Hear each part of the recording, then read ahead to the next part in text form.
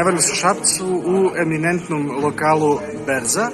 Ispijemo pivo sa autorom Reljom Antonićem, pisem zbirke priča Senji utopljenih doba. Relja, molim te, podigni zbirku malo bliže svom licu. To je to. Kaži nam, Relja, za koga je ova knjiga? Ova knjiga je za ljude koji vole jednu od navedenih stvari, a to je istorija, arheologija, etnologija, antropologija, književnost. Mitologija, ja bih rekao. Konkretno mitologija, naravno.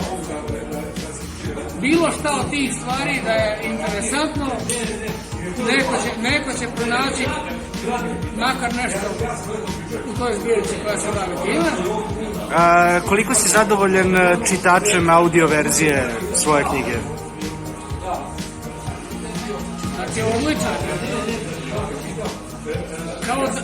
Kao da je stvoren da čitam moju proizvod. Eto ti, rekao ko se rodi za nešto, ali Reljin čitač se rodio za Relju. Konačno, da li bi... Žao mi je što nisam imao prilike da se upoznam lično sa njim i da porazgovaramo, da posadimo ovakvu priču. Važi. I konačno, da li bi preporučio nešto ljudima koji vole da čitaju, a nisu baš možda upoznati sa tvojom prozom? Da li, recimo, na koga liči Relja Antonić? Ako volite X, volećete Relju Antonića. Ko je X? Šta je? Ko je sve X? Da budemo precizni. Ja sam prilično siguran da su na mene uticali Edgar Allan Poe, Lovecraft, Ursula Le Guin do određene mere, da su od domaćih pisaca uticali Pavić i Pekić na mene. I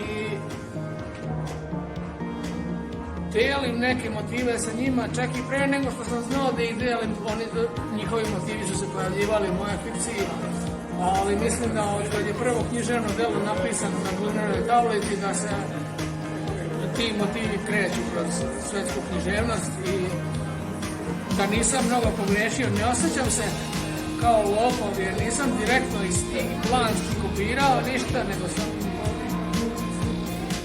jednostavno bio ili pod dosta uticaja, ili su ljudi sličnog senzibiliteta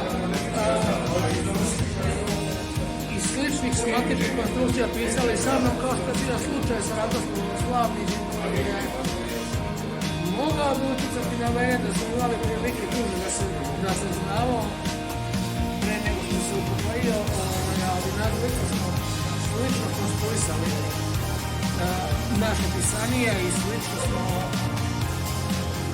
možda i razmišljali i sličan senzibilitet interesovanja i slične pisce koji su uticali na nas. Konačno, da li bi pozdravio čitalaca Digitalne dosadi jednom lepom rečenicom, ovako spisateljskom? Da li treba nešto da citiramo? Ako želiš.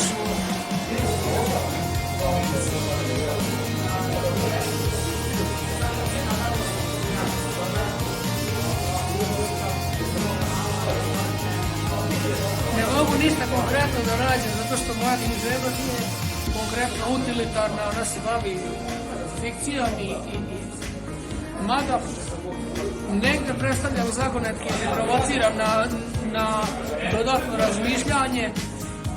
Nikada nisam ništa propovedao, uvek sam hteo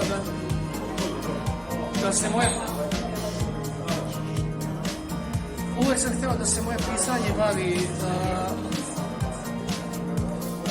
konkretno nečijom pričom koja se dešava, da se smestim u tuđe čarape i tuđe cipele i tuđe čizme i da razmišljam na taj način. Nemam neki mudar citat iz zbirke, a ako nešto ukratko odvojim, verovatno ću ispasti iz konteksta.